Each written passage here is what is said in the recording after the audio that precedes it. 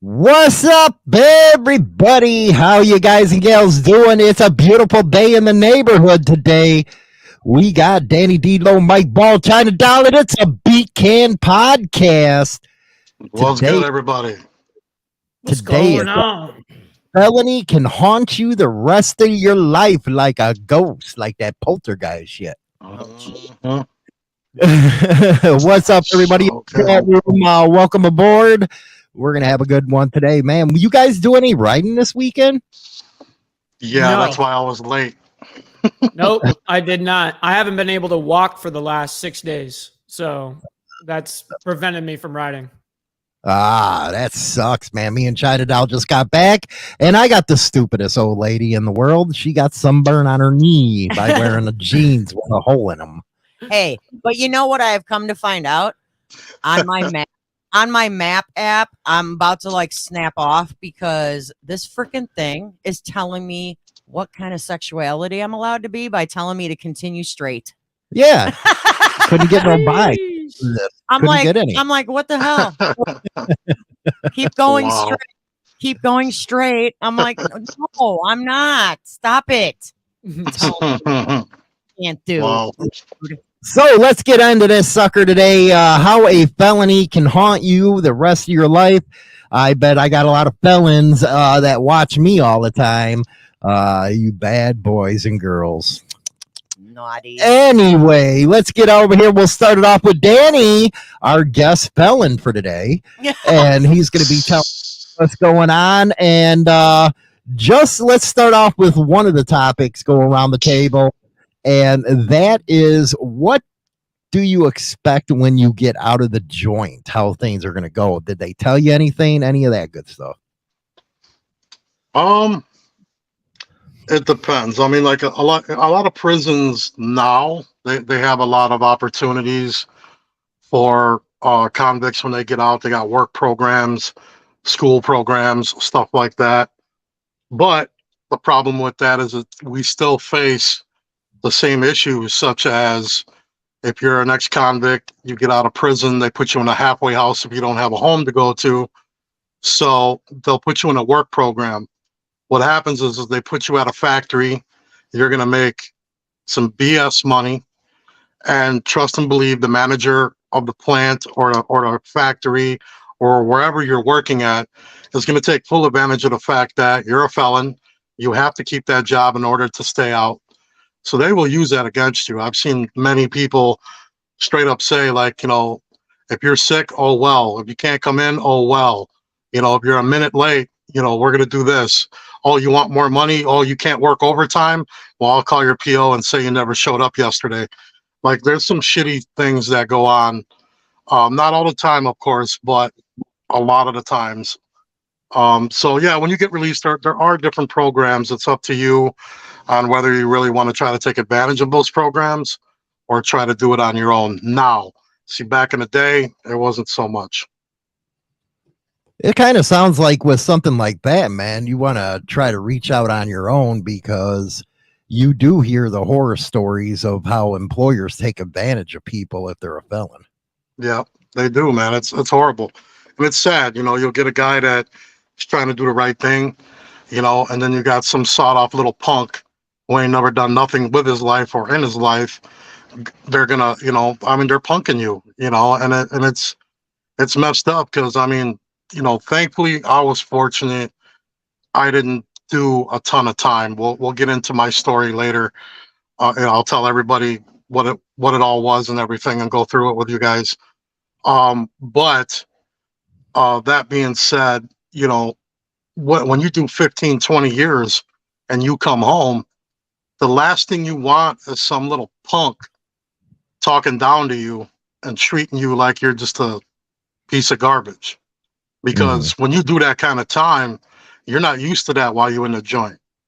Yeah, you're used to the guards talking down to you and stuff like that. But in our world, in the prison system, everybody means something. Well, not everybody, unfortunately, but most people, like if you plugged up or whatever, especially when you're doing that kind of hard time, you've probably been some sort of officer in your organization, or you've seen some things and been through some things and did some things even as a neutron, as a nobody, that you ain't gonna let nobody punk you. That's the one rule when you in the joint. You don't ever let nobody punk you, man. You know, like, for instance, the word punk, okay? You can walk up to, maybe Mike, okay? No disrespect, brother. But let's say you walk up to a guy like Mike that's never been there, maybe. And I'm not saying you haven't, I'm just assuming. I haven't. Okay. I figured, but I don't want to No, disrespect you in any absolutely. way. So that being said, let's say you walk up to a guy like him and you go, "Hey man, you're kind of being a punk right now." Depending on how you say it is depending on how Mike's gonna react, because he's never been in that predicament. You walk up to a guy like me and say, "Hey man, you're kind of a punk." Automatically, I'm swinging. There's nothing more to talk about. You know what I mean? It's like most guys, you call them the B word or something like that.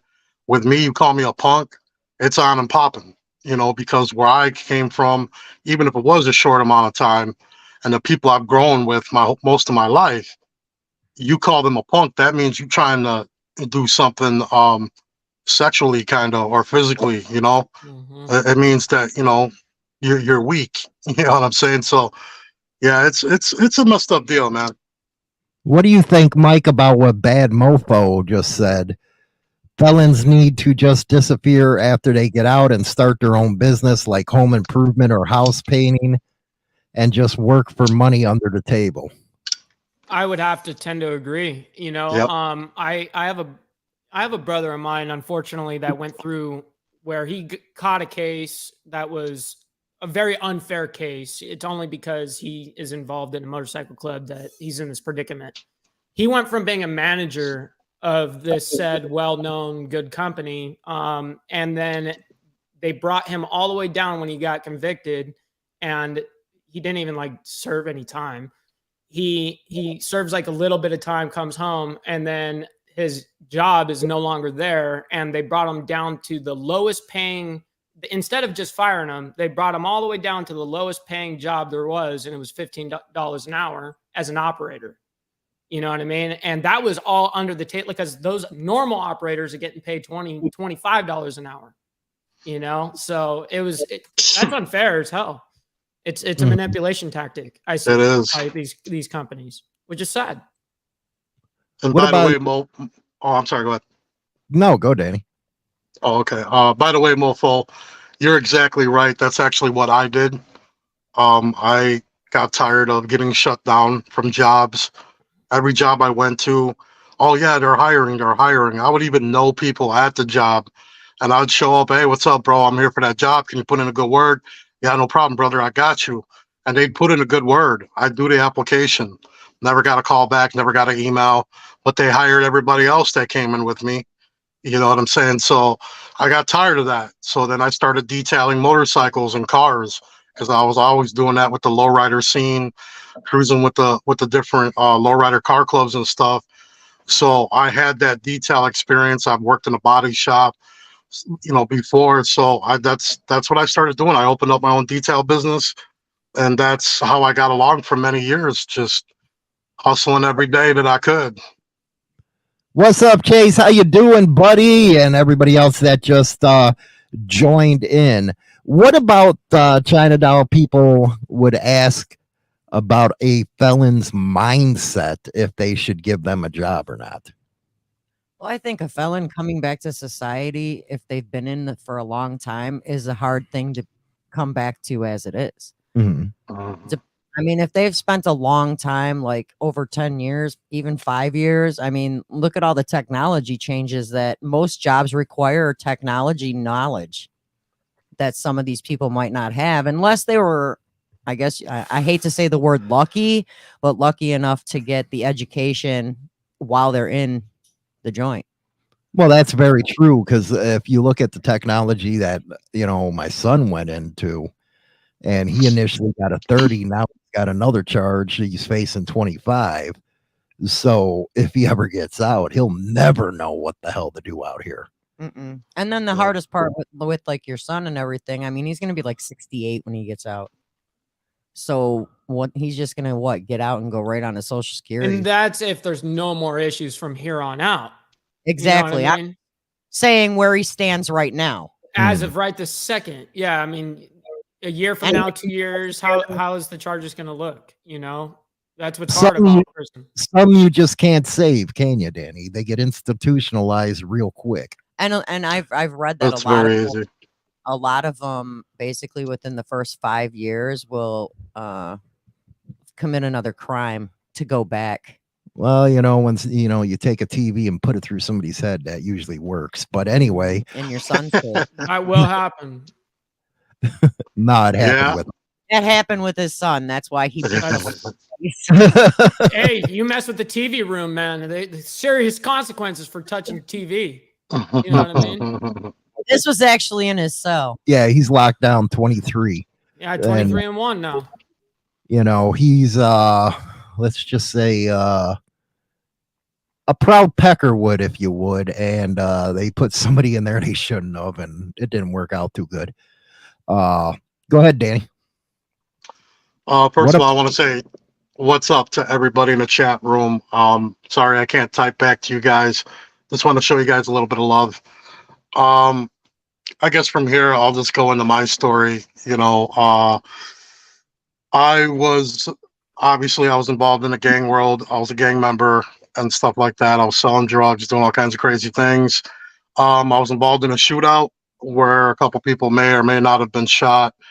I was arrested for Class X armed violence, which carried a minimum of 15 to 30 years. I fought it for 3 years, luckily with a good lawyer, a little help from the good old Lord, and a whole lot of luck. It ended up getting broke back down to simple aggravated possession with intent to sell on the drug charges and aggravated unlawful use of a weapon. I ended up having I was able to cop a plea for a 2-year sentence, which I already had a year good time. Only had to do a year in Illinois. That meant I only had to do 6 months. So I truly got blessed at that time.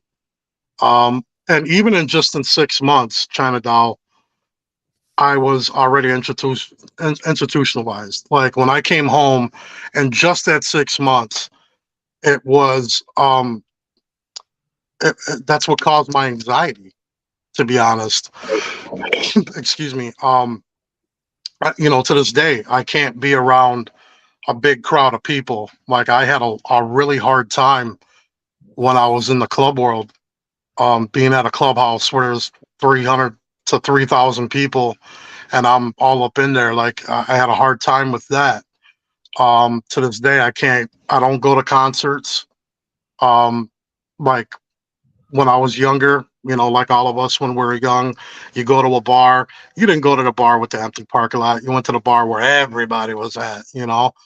Me, I stay away from those kind of bars. Like I don't like to be at bars, period. But I especially don't want to be in a busy bar. You know, it's still hard for me. And I mean, I can't imagine what it's like for guys that have done real time. I don't consider the time I did real time, but any time in prison is real time.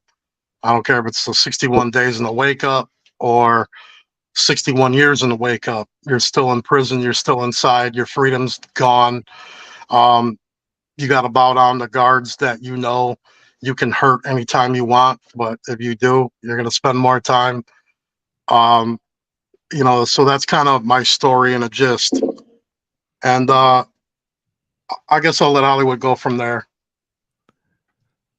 Well, we got what Danny's went through so far, how the anxiety, and I don't care what anybody says. If you guys go out there and say somebody's weak with an anxiety, you're a piece of shit.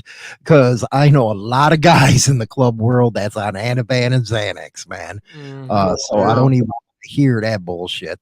It's a serious disease and it's uncontrollable, really. I got it. I think what people don't understand with anxiety either is when you're having an anxiety attack, it's the same concept of backing a lion into a corner. I'm scared. Inside, I'm scared. So even if you don't really, even if you're not trying to make me feel threatened, I feel it automatically. It's not that I'm scared of you. It's that I'm scared of what's going on inside of me. So it's nothing about weak, that's for sure, because number one, it's a hell of a fight. And number two, do you really want to mess with somebody that's scared, especially somebody who's capable of doing bad things when they're not scared? Probably not. That's a guy that you probably want to just leave alone in peace in the corner. And if you're a good brother or a friend, walk over there, put your arm around him, and say, "Hey, are you okay, brother? Are you? What's going on?" And if they tell you got anxiety, you know, just stand there, stand guard, man. Make Well, your brother before, or your friend make sure that they're safe. well, before we go to the debate that Amish and Chase is having, as far as anxiety is concerned, I can describe it to you guys. You all have it. It's bred in your DNA, and it's called fight or flight. Yeah. If you ever look at a rabbit, they're just sitting there. You can tell they're nervous until you approach them. It's in our instincts as a man. So that's one thing I hate when people do that shit. Because I had, you know what, I was fucking going crazy when I got diagnosed. Anyway, debate here. Amish criminals go back to their old scene, and this is part of the problem. But when you get out and you're free, the best thing to do is get away and start a new life if they're serious. And Chase, who's going to be podcasting himself soon, says, I beg to differ, Amish, on your last statement. We'll go around the table with Mike, Chinadown. Danny finished that one off. It's going to be hard with this one. When you spend that much time, it's hard to tell by the person. You know, I think everything is individually. You know, they're almost cutting. It's like a snowflake. It's unique in every situation. But I will tell you that when you spend that much time, I can only imagine that when you get institutionalized in that way, it would be very, very, very hard to readjust. That's the only thing that I would say that would be extremely hard. But well, Chinadown, I would say it has to do with the environment. Say, you know what? I know Chicago. Danny knows Chicago. I don't know LA or any of that shit. But I do know if you're on the south and west side of Chicago, you just got done doing your time. I can guarantee you have no choice, even if you don't want to go back to that type of stuff on the south and west side. Am I right, Danny? Yep. No doubt about it. It's all within the person, man. So many people. Here's the thing, man. So many people can throw their opinions out there, but unless you've actually lived this life, shut up. I don't care if you're a 1%er. I don't, especially 1%ers, actually, because I'll be honest. In my eyes, don't call yourself a 1%er to me unless you have a rap sheet to prove it to me, and that's how I've always been. So people can have their opinions, but unless you've lived this life, unless you've done time, and unless you've dealt with this, it's just an opinion. That's not fact. You know what I mean? And I mean, a lot of my stuff is just opinion as well. So I guess we can argue both ways on that. My opinion is it's up to the person. If you really want to do it, you can do it. I'm living proof. I've been out. This year will be 21 years since I was released from prison. And it's because I never wanted to go back. I made a promise to my father on his deathbed, and I made a promise to my mother when I came home from prison. So that was that, and I stood by my word. Objectively, though, because you may be the exception to the rule, but the exception does not make the rule, right? So I don't feel like I'm an exception. That's what I wanted. I did not want to go back to prison. If you don't want to go back to prison, you won't. I know so many people that say that, and they go. You can be a victim of your world. Don't get me wrong. I understand that as well, but for a lot of that, I feel it's just an excuse. Because when I came home from the joint, bro, where do you think I paroled to? I paroled to the 4600 block of Armitage Avenue by Armitage and Cicero. All right, that's where I paroled to, right in the hood. Still was hanging out in Humboldt Park. Still was hanging out with the homies. still was doing that, so I was put right back in that environment. But because I did not want to go back to prison, I didn't. Now, that's not to say shit can't happen. We all know, especially Hollywood. I know you know, brother. In Chicago, we got some dirty ass police, and they'll trump you up on a bullshit beef and throw you in. And okay, cool, you don't get charged with that, but you still violated your parole because of the contact you had. So now you're going back to the joint on that and having to deal with that. So, I mean, don't get me wrong. There's many ways you can end up in prison, not by your own doing. But I think for the most part, if you really want to stay out, you will. To me, the only way to beat the system is to not go back in it, because the system is set up and rigged to always keep you in the system. And it doesn't matter what color you are. A lot of blacks say that, a lot of whites say that. You'll get the racial debate. Oh, it's an excuse. Bullshit. That's for everybody across the board. The system is rigged to keep you in it. By beating the system is by staying out. And that's all up to you at the end of the day. Chase said he was segged for 13 months, and I'm my own best friend, so I can fuck myself anytime I want to. Now, here's an interesting question. I hear you, brother. I hear you. This is an interesting question moving forward. China Doll, Huh. you're in management, Yeah. but they won't hire felons. So how the hell is somebody supposed to get a second chance? No, where I'm at, they will not hire felons. But Which is literally breaking a federal law. what? A bigger law than most of the felons that are coming in there for a job. Is that not ridiculous? But they do make exceptions to the rule depending on the felony and how long ago it was. Because we do have somebody working there right now that had a felony, but it was for drug dealing and it wasn't for theft, because that's their big thing. If you got busted stealing money, you can't work there. I think the only exception, if I would have looked at it with a felon, if I wasn't going to hire one, it would be a rapist or a pedophile. I'd never hire one of them. I don't care if it was. Well, and I think that one thing people need to realize too, that when you get out of, I just did my due diligence and did research on this, because I really don't have a clue personally, unless I talk to somebody that's been in. So I just did research on all of it, and I read so much on this before we did the show that, like, for real, should have just called you, Danny. But well, I mean, it's like, I don't know.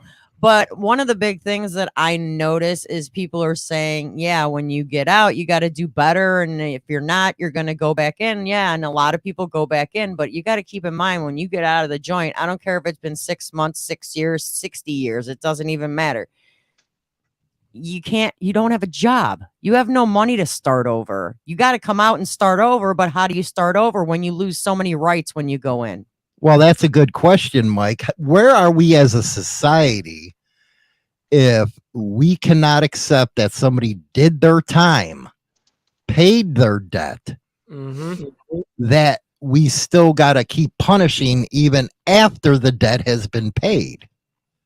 That's something that I don't agree with. That's the thing. I always tell people, I'm doing life. Exactly. You're forever going to be dealing with it. You know what I mean? That's something that you can never just get off you, Nope. It sticks with you. It's just stamp for life. You might as well have that number that you had in prison tattooed on the front of your freaking head, because that's basically how they look at you on paper, which is sad. You know what I mean? But at the same time, let's even discuss people that get a felony on their record, but get like 10 years probation. Like, come on, man. You're going to be sober and not do anything wrong for 10 years straight. Like, that's rigged. That is rigged. You know what I mean? That right there is meant for you to fail on purpose. Well, I've seen somebody in there. I don't know if it was Steve, but he said, or somebody in there said, that they would never take probation or parole. They'd rather just stay in to do the rest of the time. Right. So they're not on that. But aren't you still on paper as a felon and still going to deal with the repercussions? You would. And then now, how, God forbid, if you lost your job or if you're looking for a job or any of that, I mean, you really have to kind of resort to making your own company, I would imagine. You know what I mean? Whether it be the internet, talking, doing podcasts, whatever. There's many ways to make money outside of the matrix or whatever you want to call it, the system. But this is what makes it hard. I mean, people can't even get places to live. You know what I mean? They can't even get an apartment. How can you expect these people to survive and do well?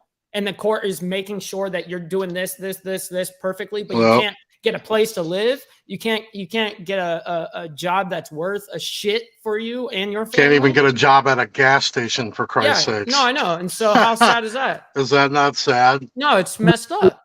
The biggest thing I'd like Danny to speak on is it's just not felons, but a lot of club members get this with the profiling, but it's worse for felons. I want you to tell them we live like around in Chicago, CPD. Tell them about CPD.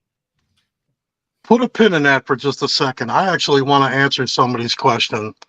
JT Gibbs, nobody on this panel has hard time experience. Danny came close. To answer questions, go to some Prison Stories place. Danny, I'm curious, what car did you run in?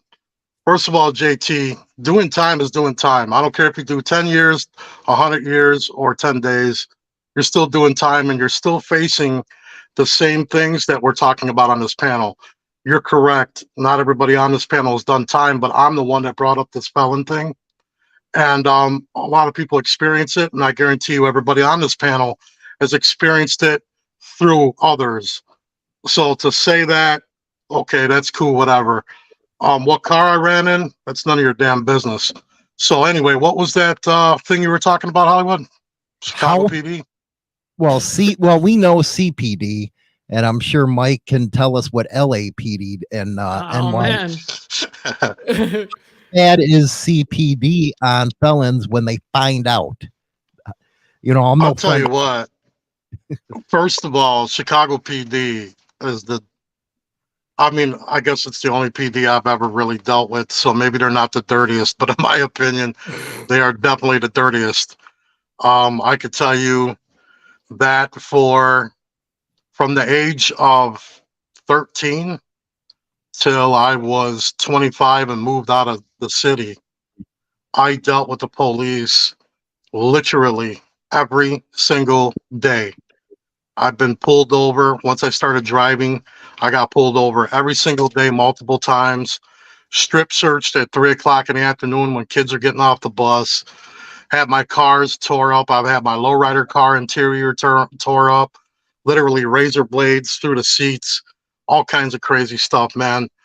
And they're just dirty. Now, yeah, when you go to the joint and you come out, that's really what brought on my anxiety bad. Because I already knew the cops that were involved in my case were very mad because they thought for sure they got rid of me forever, at least for a very long time. And I ended up getting blessed with a plea bargain, did a short time, came home, and they weren't happy about that. I was afraid to leave my house for a year. I was only on parole for a year. I was literally afraid to leave my house because I knew if they catch me roaming around the neighborhood, walking down the street just to go get a pack of cigarettes, it didn't matter. I was going to get some bullshit murder beef put on me or some BS case, and I was going to go back to prison. I knew it. They'd plant a gun on me, drugs on me. I've seen it happen a million times, man. I mean, they'll plant drugs, a gun, they'll lock you up for a murder beef, and sometimes they'll get that murder charge out of you. And you didn't even do it. You don't even know what happened. But they threw the gun on you, and now you're doing life in prison. Like, they dirty, man. They super dirty. Anybody who don't believe that, go look up Burke. He was one of the lieutenants and sergeants in Chicago that was doing that kind of stuff. If you guys don't think it happens, you're crazy. And there was over 100 and something cases that had to be dropped from him doing that. Okay, Yep. I have a little something I want to add right here. What? Okay, well, okay, yeah. I have no knowledge of being in the joint, but I have a stepson that's in there, And video chatting with him breaks my heart. Hearing what he goes through day in and day out, 23 hours locked up, 1 hour out. Hearing what he's got to eat on a daily basis, hearing the treatment that prisoners get kills me every day. So I know a little something because we have spoken to him and we do video chat so we can actually physically see him.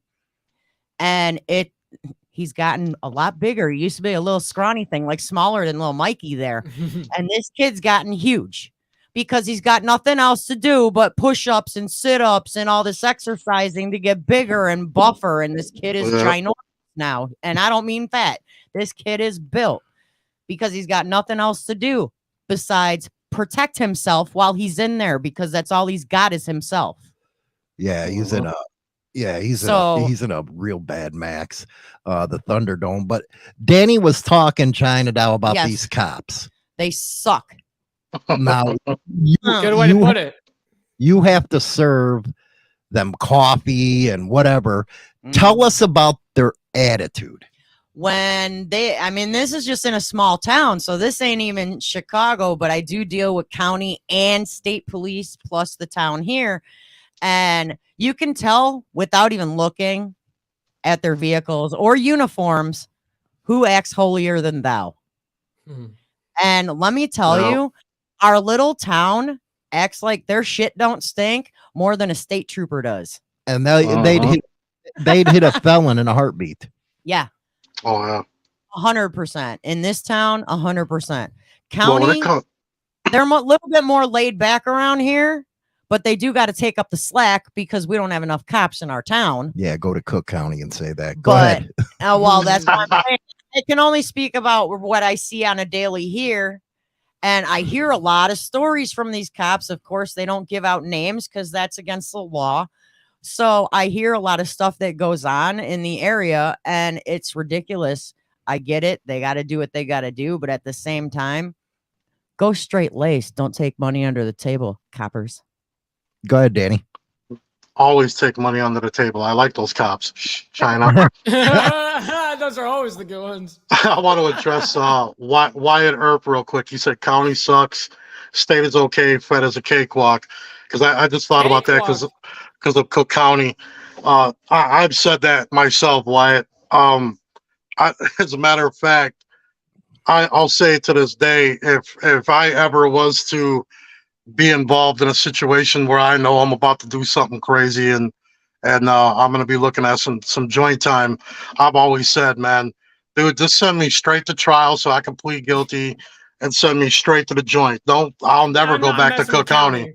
No county. I will never go back to Cook County, bro. Never, ever, ever. Oh my God, it sucked, dog. It sucks so bad. I don't know about the Fed joints being cakewalk. It really depends on where you're at. What's the matter? LA County Jail. That's a little gnarly over there. Man. You know what? In the West Coast, Mike, there's nothing as a cakewalk. I don't care what.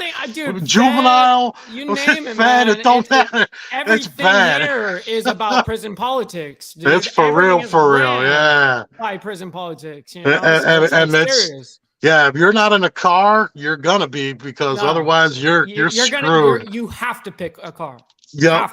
No matter what, or they'll pick it for you. No, they'll make sure. There's your people. Yep. Go over there. Yeah. Yep. So, Danny, you don't like 26th and Cal? Absolutely not, man. Dude, every time I've gone there, I've been there a few times, unfortunately. And I mean, it's just, I don't know what it is now. Like, I laugh now because apparently they took away the D doctor. Yeah, they don't cotton swab up the dick no more, man. Yeah, that's cute. That that's not right. It's like it was never right, assholes.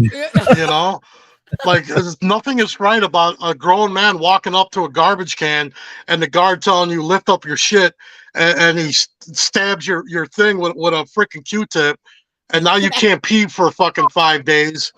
Like, yeah, man. Because if you do, it feels like it's falling off. Like, yeah, that's cute. Now you want to say it's not Well, good. see, now you're saying all this. You bring up a good point, Danny, because you were saying how you got anxiety from after the fact rather than it really being in the thing. And I've always said one kind of crazy quote is craziness and madness does not come in the moment. It always happens afterwards. It's like what we think about it afterwards and how it affected us. You know what I mean? Yeah. And that's something that I mean, something that, for instance, as an amputated person or something like that, or someone that goes through some severe trauma, whatever trauma it is, it can repeat in your head and you can go over it. Dude, there's a million things that happen in our heads. I think for me, it was, I guess I'll tell a little bit about myself more. During the time, this was in 2001 was when I was, essentially facing life, 15 to 30. My father was dying of cancer, a pancreatic cancer. There was a lot going on in life at that point, and so my dad died September, I think like 5th or 6th or something like that, sometime in September. We buried him on the 10th. September 11th was the very next day. All right, 2001. And so going through all that, just at one time, I think, watching my father die, I bury my father. Literally, 2 months later, I turn myself in and go to prison for 6 months. I leave my family when they really needed me the most. I come back home and I promised my mother I would never leave her again. I told her, I won't do that. And I'm not going to lie to everyone here. I did fall victim to the system at first.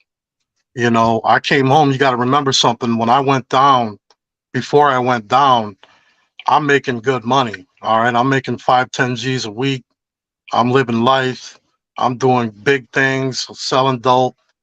And now all of a sudden I come home, I've got nothing.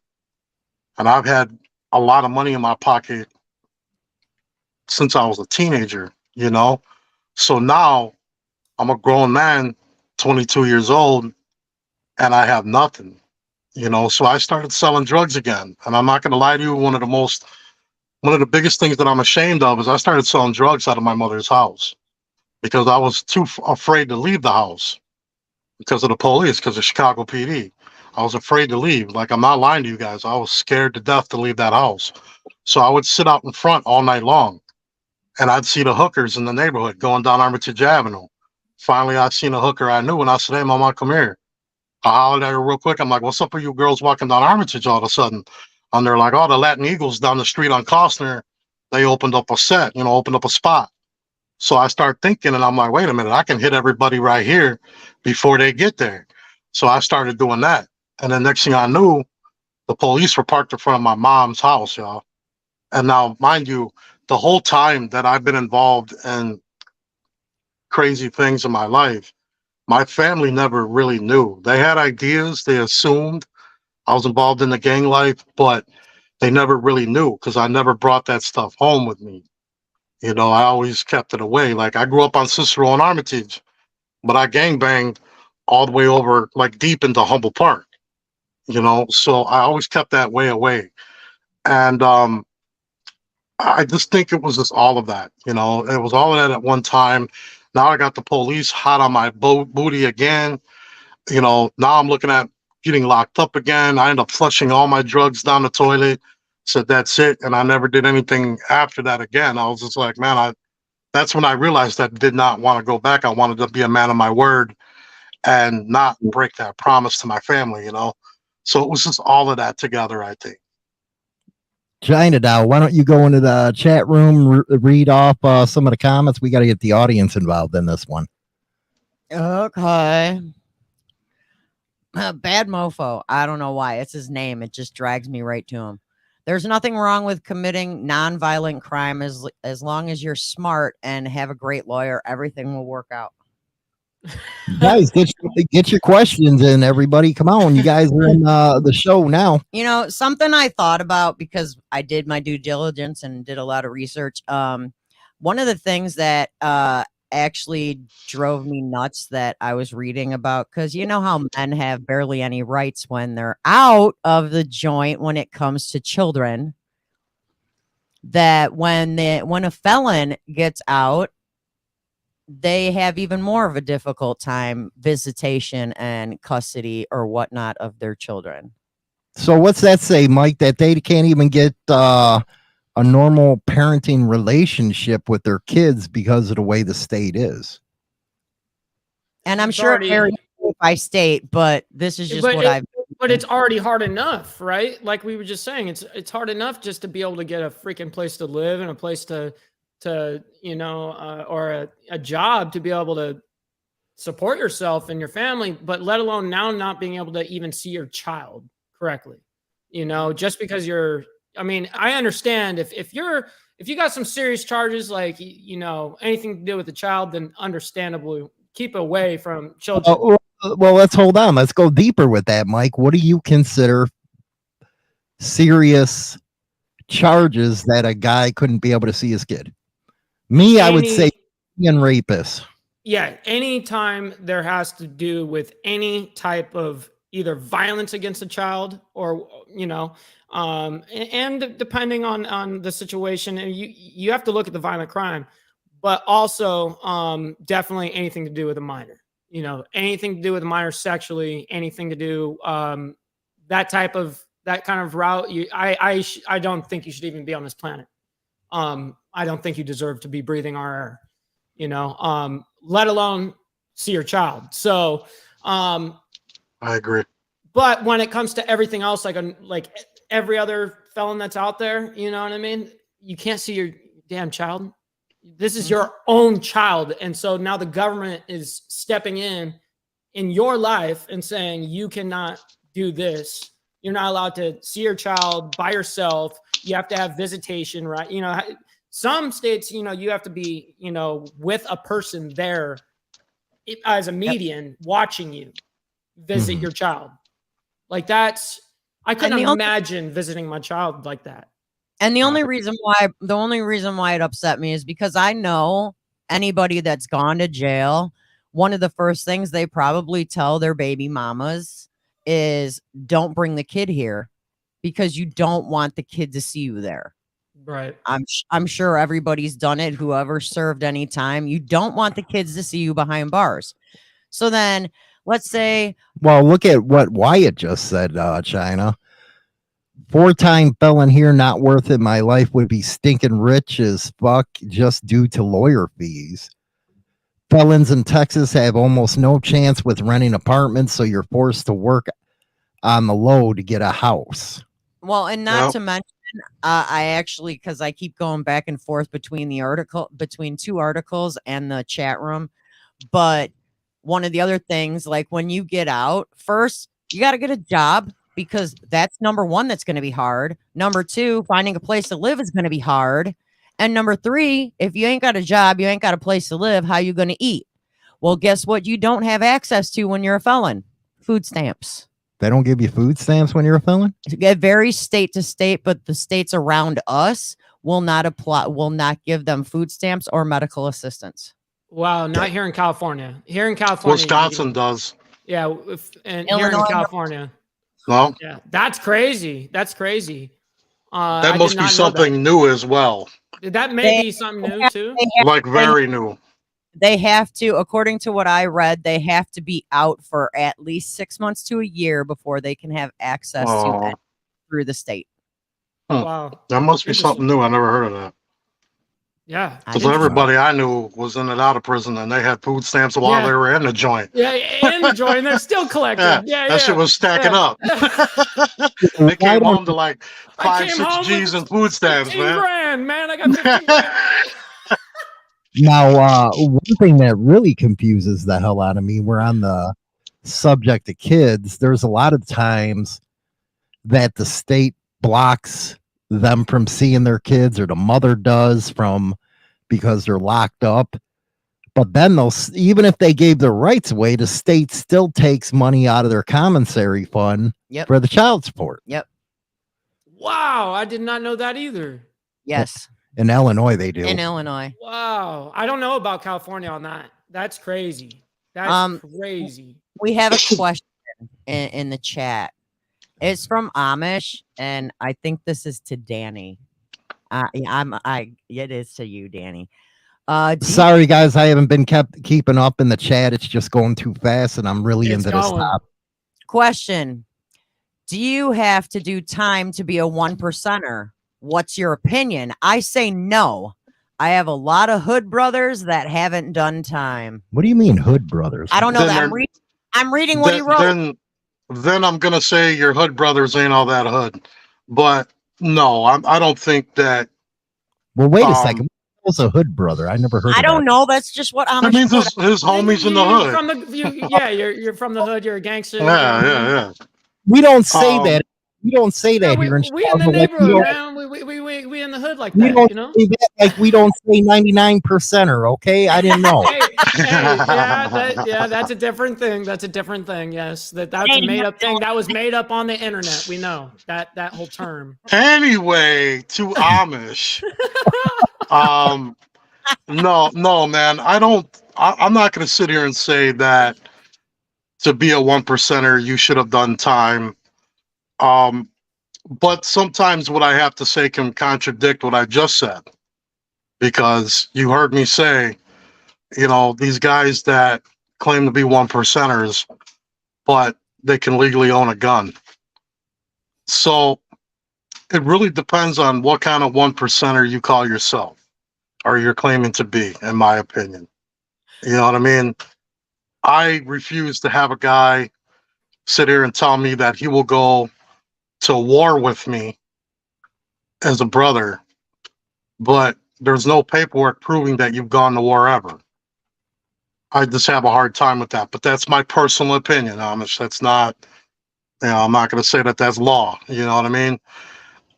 That's just how I feel. If you've never done time, I can't trust you. And you'll see guys in the comments, and they're the most hilarious people I've ever seen in my life, by the way, when they say this, what I'm about to say.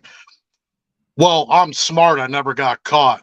You've never done anything to get caught for.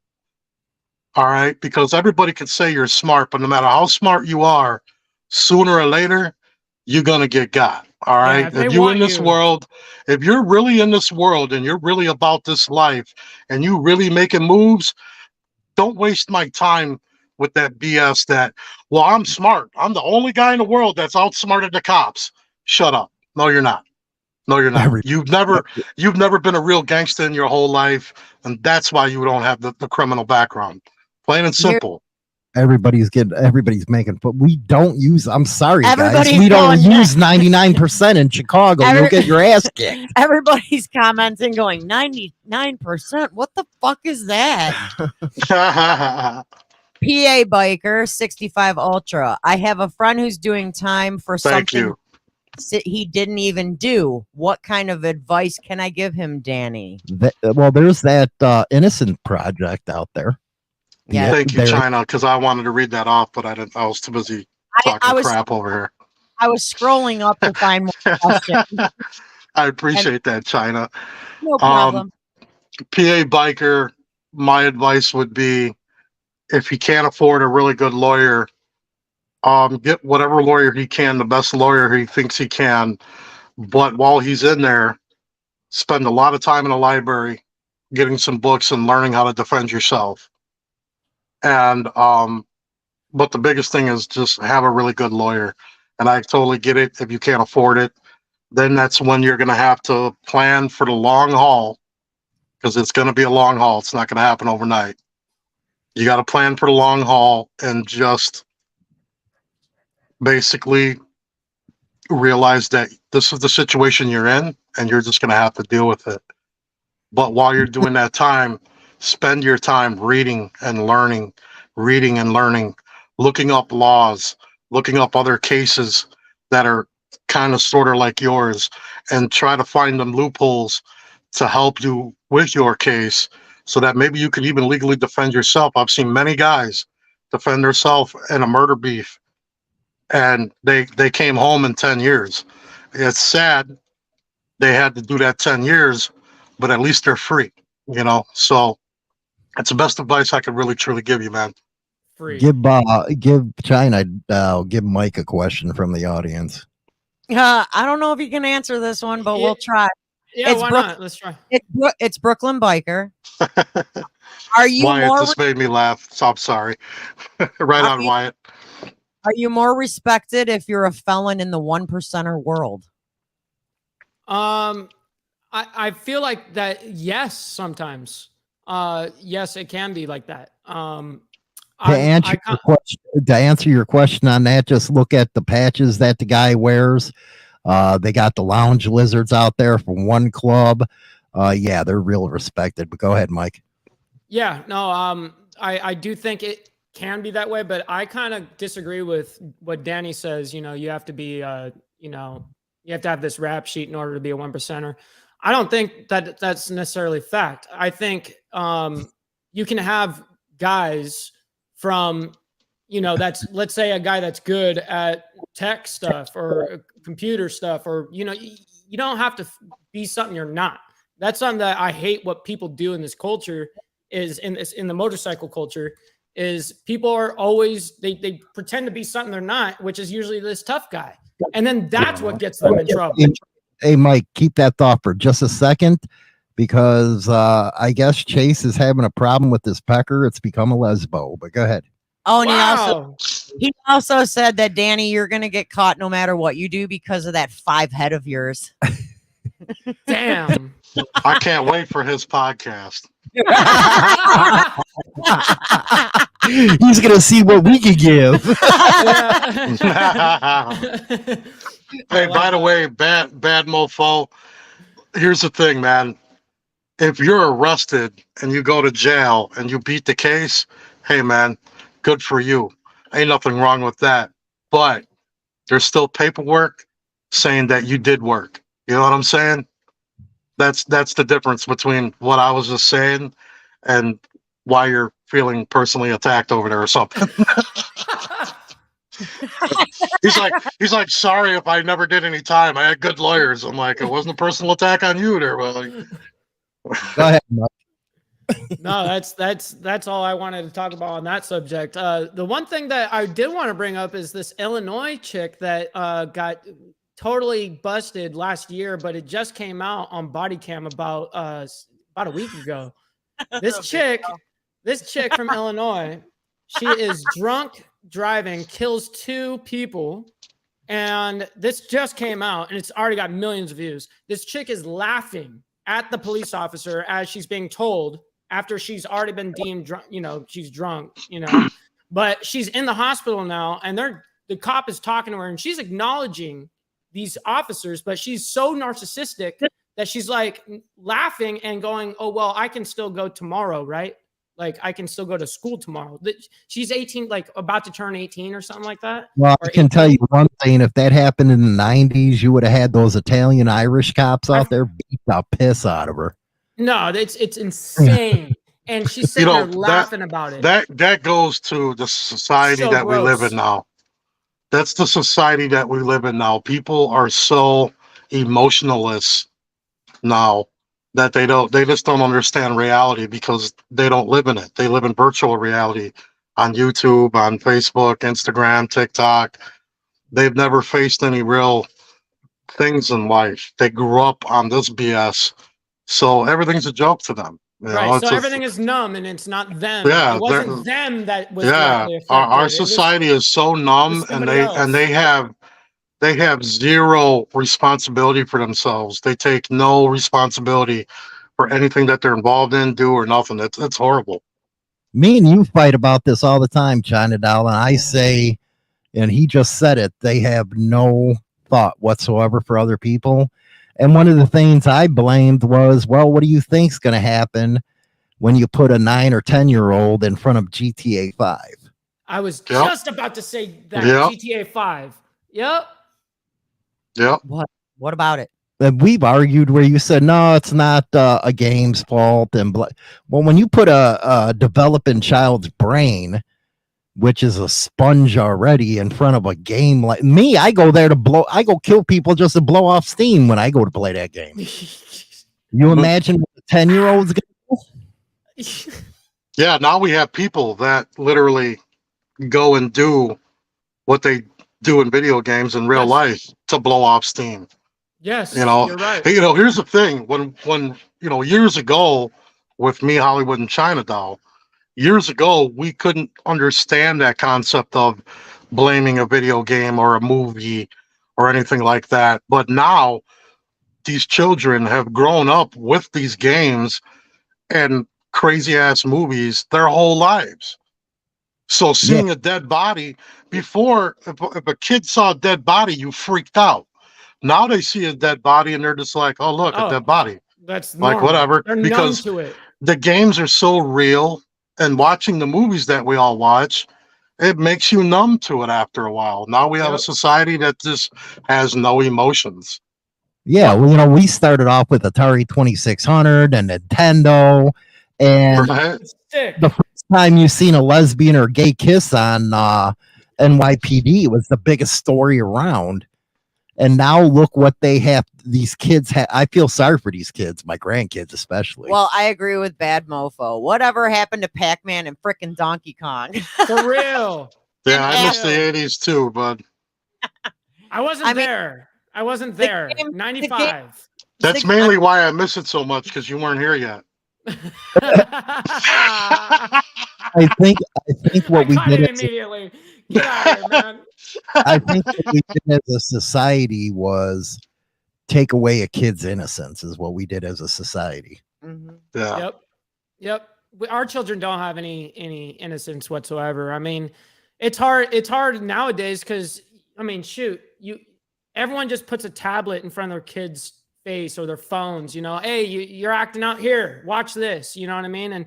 And yeah, I think just that amount of dopamine that we've taken in since we were little kids, this generation. I'm speaking on my generation. I took it in just like that. I watched it all happen in front of me, and I'm like, dude, watching the amount of adrenaline that happens from a phone. And I know you guys are capping with me right now about the animations I made. I'm laughing about Chase. Frogzilla put, "Am I the only man on earth that never played video games?" And Chase goes, "Frogzilla, no, I didn't either, but I played with myself."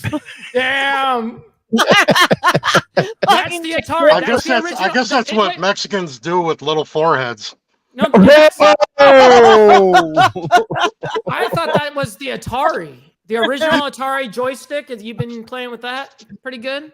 All It's right. just sticking the button. Yeah, it's one button, the red button, and the joystick. You move this stick and tickle the balls. That's how it goes. I just want to know something, guys. What happened to us, like being clean and stuff for like the podcast? Like, I don't know, did we it's all just become it's the all morning show downhill. at It's night? Like, what's all going downhill. on? Yeah, this is all downhill from here. Yeah, it just went from the morning show to the night show, just like that. Look at the topics we're talking about. How are we not going to get crazy on this? I mean, I'm doing a pretty good job, I thought, and I'm the worst. I don't know. You show up late. Well, Well, I'm out riding my motorcycle, unlike you guys. All right. I can't walk. of mine. I got sunburn on. All right, Mike. I'm really sorry about that, brother. My bad. My 6th day not walking, man. Oh my God, I can't walk. Oh well. Let's That's finish. a very valid point. Let's finish the show off with Tina's statement. Emotional damage to what it pertains to the title of the show, emotional damage. I think she's more pertaining emotional damage to the kids playing video games and getting shoved the phones and the iPads. Yeah, but use it. It's the same thing. It's the same thing. Emotional damage, I say within the first few hours, they've got emotional damage when they go in the joint, let alone before they get out of the joint. I mean, seriously, it starts when you just get fingerprinted. I don't know. But I think that a lot of stuff that goes on with felons, like when they get out of the joint, is wrong. They lose so many rights, and I know Danny's already said once before he lost his right to vote, and he don't fucking care. No. Yeah, That's Chase. the thing. There's so many people in this world that, you got the right to vote again. You know, you got to vote. That's like, so you want me to vote for people that have always been against me my Always. whole Fuck life? it. Yeah. Why would I do that? And people don't matter to me because I don't matter to them. So no, you could take your vote and shove it right where you know, shove it right up your ass because apparently this ain't going on Spotify. So Oh yeah, it is. Bad mofo had to join in the joystick joke saying the orange button on the 2600 that Where the him- G spot is. yes, sir, bad mofo. Yes, sir. Get And yet, finger blasting Chase crazy, is raw. man. Chase is raw tonight, man. He's getting prepped for that podcast. and Steve Easy says you're supposed to pull out. I don't know where that came from, but we'll just go with it. Final thoughts. Steve is on one too. Man, I was not at the meeting where we could just openly, freely talk the way we want. I missed that meeting. Did we have a meeting without me this week? I don't know. Blame the audience. Mike, final thoughts. Final thoughts, man, is I feel bad for the people that genuinely put in their good time and put in let's say whether it be like Danny said 60 days or 60 years. You put in that kind of time and you are never able to get your rights back like that. I feel really bad for you guys. You know, people that really do, especially that is like Danny, that really wanted to make a change in his life. It's really hard to get away from that if the system is just trying to constantly suck you in. So I feel bad for people that have gone through this and in like how he's like, oh, what? I get the right to vote back. Who cares? All the things that matter, you took away from me now. So it doesn't matter about your vote. You know, I can't even bear arms at this point. So who cares? You know, and I would understand that frustration because I got to look at this objectively rather than subjectively. But anyway, well, you got that right, Steve. I do got all the Madhouse crew from the morning in here right now. So what do you expect? Yeah, it turned into the morning show. Is it my turn? yeah. Why Oh, not? okay. All right, why not? Let's give it a hell of a shot. I think my closing statements is going to be, let me be living proof. All right. A lot of you guys watch me. I know some people may, you know, think of me as this or that, but I'm just a normal dude. All right. I'm just an everyday guy. Nothing special, but I made it. 21 years, y'all. I ain't gone back to prison. I proved the system wrong. I proved the internet wrong. I proved the numbers that Mike Ball probably already looked at. I proved them all wrong. I win. And you can too. So be a positive felon. All right. Just because you're a felon, just because you slipped up, you got caught, you went to the joint. All right. It doesn't mean life is over, y'all.